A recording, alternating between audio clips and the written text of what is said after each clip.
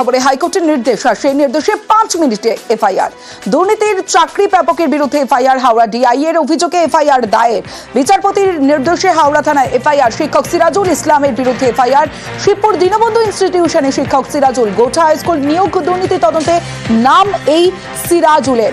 সরাসরি চলে যাব, আমার সঙ্গে রয়েছে আমার প্রতিনিধি অর্ণব হাজরা রয়েছে, অর্ণবের সঙ্গে কথা বলবো। অর্ণব, প্রশ্ন হলো এতদিন কেন এফআইআর হয়নি? দেখো, এই বিষয়টা জানতে গেলে তোমার গোথা স্কুলের কথা মনে আছে এবং সেই দুর্নীতির মামলা, যেটা সোমা রায়ের মামলা হাইকোর্টে বিচারপতি বিশ্বজিৎ বসুর নির্দেশে, সেখানে সিআইডি তদন্ত করছে এবং সিআইডি বারংবার যে বিভিন্ন তথ্য পাচ্ছে সেই তথ্যের ভিত্তিতে আদালতকে জানাচ্ছে এবং কলকাতা হাইকোর্ট 3 সদস্যের একটা কমিটি করে দিয়েছে। এক্ষেত্রে রাজ্যের শিক্ষা দপ্তরের আধিকারিক, স্কুল সার্ভিস কমিশন এবং মধ্যশিক্ষা পর্ষদের আধিকারিকরা সেই কমিটিতে জায়গা রয়েছেন এবং সেই কমিটি 2000 সাল পরবর্তী সময় অর্থাৎ এসএসসি আসার পর থেকে যত নিয়োগ হয়েছে আমাদের রাজ্যে, সেই বিভিন্ন তথ্য খতিয়ে দেখে আদালতে রিপোর্ট দিচ্ছে বিভিন্ন সময় পরপর।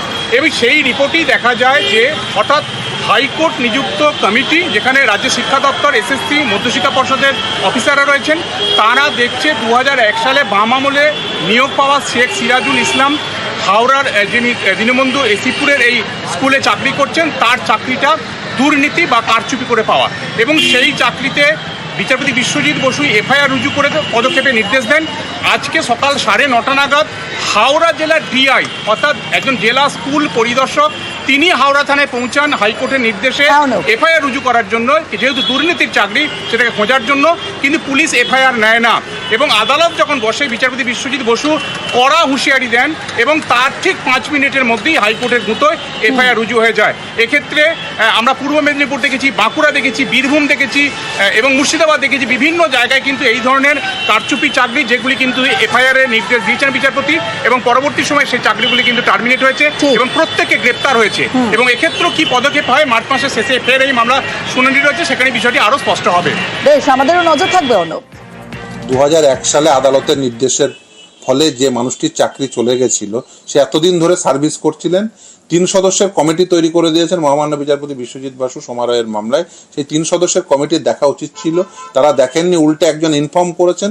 ইনফর্ম করার পরেও কোনো ব্যবস্থা নেননি। যিনি ডিআই সেকেন্ডারি এডুকেশন ছিলেন, তিনি থানায় গিয়ে বসেছিলেন, কিন্তু এফআইআর রুজু হচ্ছিল না, তা এফআইআর নেওয়া হচ্ছিল না। তখন আমরা জানাই আদালতকে যে কেন নেওয়া হবে, তার কারণ তিনি West Bengal Trinamool secondary teachers অ্যাসোসিয়েশনের জেনারেল সেক্রেটারি। আদালত নির্দেশ দেন, আদালত বলেন 5 মিনিট সময় দেন যে আপনার 5 মিনিট মামলাটি স্থগিত রাখেন, যে কি হয়েছে থানায়। তখন 5 মিনিটের পরে এসেই তারা জানান যে হ্যাঁ, এফআইআর রুজু হয়ে গেছে এবং এফআইআর নাম্বারটিও জানান।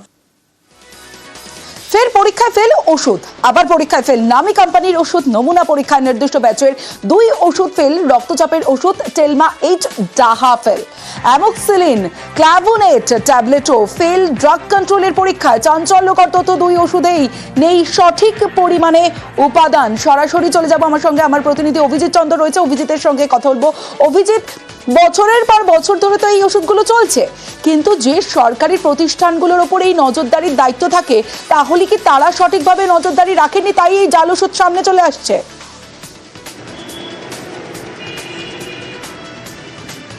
নিঃসন্দেহে এবং বলা যেতে পারে তমশ্রী, দিনের পর দিন ধরে কেন্দ্রীয় ড্রাগ কন্ট্রোলের দিকেই আঙুল উঠছে। কারণ সারা দেশ জুড়ে যে ওষুধ চলছে, যেরকম গত বেশ কয়েকদিন ধরে আমরা একের পর এক জাল ওষুধ বা ওষুধের গুণগত মান ঠিক নয় সেই তথ্য তুলে ধরছি, কেন্দ্রীয় ড্রাগ কন্ট্রোল কি জানে না? রাজ্যের বিভিন্ন ওষুধ নির্মাতারা তারা অভিযোগ করছেন যে central drug control, CDSCO, central drug control standard control authority of organisation, তারা কি এই অভিযানগুলো কেন চালায় না? তারা কি জানে না যে দিল্লিতে দাওয়াই গলিতে এই জাল ওষুধ বিক্রি হয়? বিভিন্ন নামী কোম্পানির ওষুধে উপাদান সঠিক মাত্রায় থাকে না।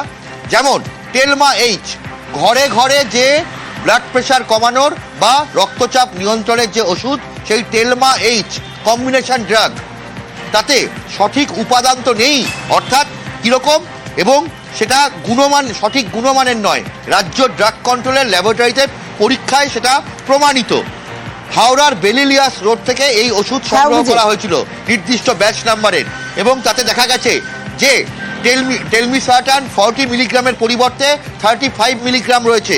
হাইড্রোক্লোরোসিনাইড 12.5 মিলিগ্রামের পরিবর্তে 8.3 মিলিগ্রাম রয়েছে। তাহলে ভাবুন কি অবস্থা হচ্ছে সাধারণ মানুষের যারা এই ব্লাড প্রেশারের ওষুধ খাচ্ছে, তাদের প্রেশার তো কমছেই না, উল্টে রক্তচাপ আরো দ্বিগুণ বৃদ্ধি পাচ্ছে।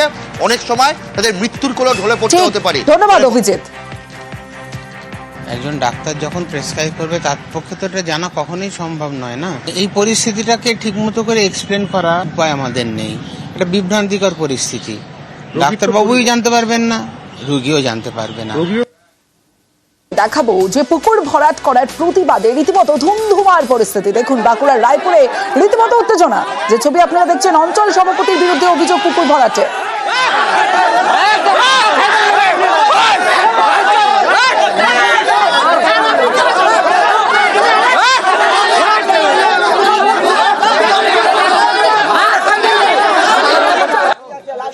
সরাসরি চলে যাব, আমার সঙ্গে আমার প্রতিনিধি প্রিয়ব্রত রয়েছে। প্রিয়ব্রতর সঙ্গে কথা বলবো। প্রিয়ব্রত, অঞ্চল সভাপতি বলেই কি প্রভাব খাটিয়ে পুকুর ভরাট করছিলেন? এই ধুমধুমার এই উত্তেজনার পর কি সাফাই তার? একেবারে তো অবশ্যই, তুমি যেটা বলছিলে ভাঙবাসীদের যেটা অভিযোগ যে এই অঞ্চল সভাপতি তৃণমূল কংগ্রেসেরা সেই প্রভাব খাটিয়েই তিনি আর্ট ওভার দিয়ে পুকুর ভরাট করছেন। যেটা ঘটনা ঘটেছে রায়পুরের ঢেকো পঞ্চায়েতের যে বক্সি রয়েছে হাই স্কুল, তার পাশেই এই শ্যাম বাঁধ, এবং এই শ্যাম বাঁধের উপর ভর ছিল এই গ্রামের মানুষজন।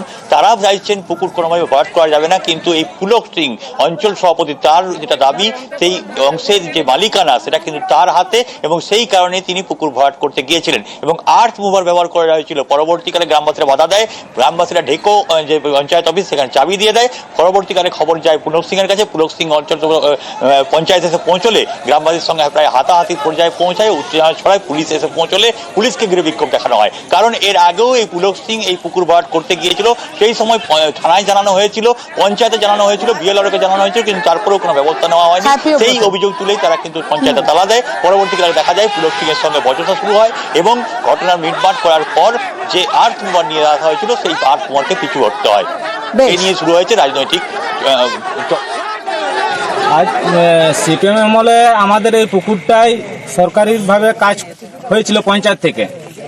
সেই পুকুরটাই এখন পুরোনায় দেখা যাচ্ছে সেই পুকুরটাকে ভরাট করা হচ্ছে। আমরা এখন পঞ্চায়েতে পিটিশন দেওয়ার পরেও বিডিওকে পিটিশন দিয়েছি। আমাদের সঙ্গে কোনো আলোচনা না করে আবার পুনরায় কাজটা আরো শুরু করা হয়েছে। ঢেকো অঞ্চল সভাপতির বিরুদ্ধে আপনি গুরুতর অভিযোগ তুলছেন যে উনি এই কাজ করছেন, কিন্তু অন্যায়ভাবে করলে সেটা তো প্রতিবাদ আমাদেরকে সাধারণ পাবলিককে করতেই হবে। চুরিবিদ্যারা তৃণমূল কংগ্রেস যেটা দেখিয়ে দিয়েছে, চুরি বললে ভুল হবে, ডাকাতি করছে। আজকে যেখানে আমরা দেখতে পাচ্ছি যে অবৈধভাবে যে পুকুর ভরাট হচ্ছে, তৃণমূলের যে অঞ্চল সভাপতি করছে, আজকে এরা পুকুর চুরি, মাটি চুরি, বালি চুরি, এরা চারদিকে সিন্ডিকেটে ভর্তি। মানুষ নিজের থেকে প্রতিরোধ গড়ে তুলছে এবং আগামী দিন মানুষই দেখবেন বৃহত্তর আন্দোলন করে এই তৃণমূল কংগ্রেসের যারা নেতারা আছে তাদেরকে একদম উৎখাত করবে। পুকুরটা ভরাট করতে বারণ করেছে। পুকুরটা যদিও রেকর্ডেড নয়, ঠিক আছে, ওটা পাবলিক ল্যান্ডের উপর আছে, কিন্তু যেহেতু ওখানে ওটা ডোবার মতো হয়ে আছে, জল আছে, অনেকটা জল আছে, আর এই গরমের দিন তো মানুষের জল কাজে লাগবে।